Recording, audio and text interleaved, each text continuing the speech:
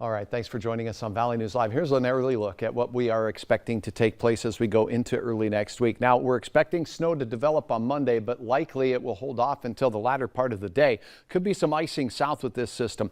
Also on Tuesday, that's when we'll have impacts throughout the day for some of our viewing area. The morning drive will be impacted as well as that afternoon drive. The wind picks up, we'll have blowing and drifting snow, and we could be getting some areas of heavy snow as well. Then Wednesday, behind the storm, it turns much colder. Here's a look at the track. Now, again, we look at a lot of different medium range models, and this is what I believe is going to happen based on kind of an average and how the models have been doing. So this is Hutch's idea here. We're going to have some snow showers that push into our southern counties on Monday. So a southerly shift to this thing as opposed to moving into areas south of Bismarck yesterday.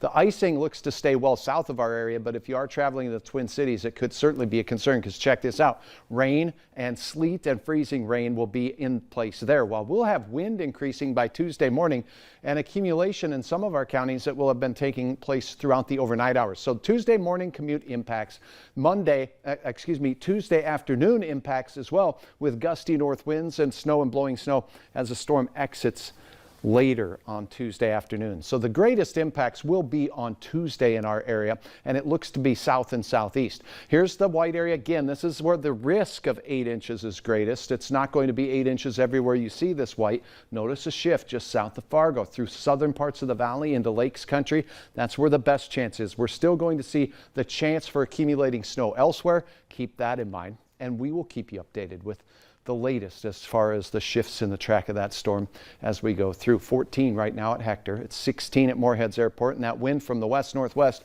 bringing this cool pool of air from the Devil's Lake Basin right into the valley. Holding on to the teens in places like Grand Forks, Thief River Falls, and look at Lakes Country, a cool chill in the air in Fergus Falls at 12 degrees.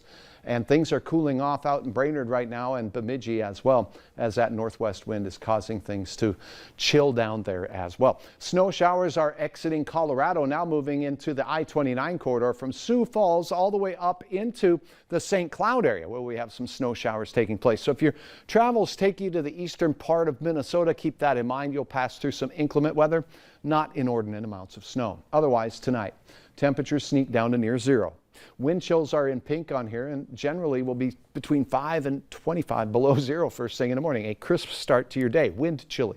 Then as we go through midday, we'll see passing clouds, temperatures rising modestly, and then as we head into your afternoon, the south wind picks up. That means it'll be a little wind chilly, but with that south wind, we'll have areas of flurries, some breezy conditions, some areas of fog, as warmer air tries to punch in over the top of that cooler air.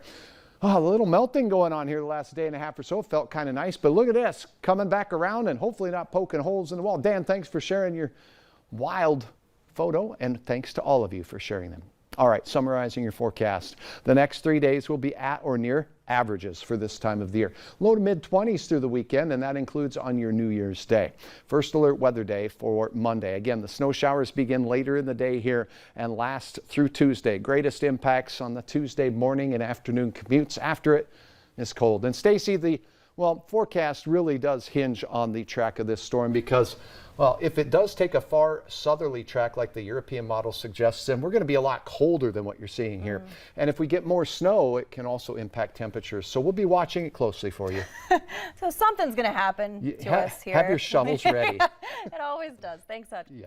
Well, next here on Valley News Live at 5, check your cabinets. We'll tell you why some first aid kits are being recalled.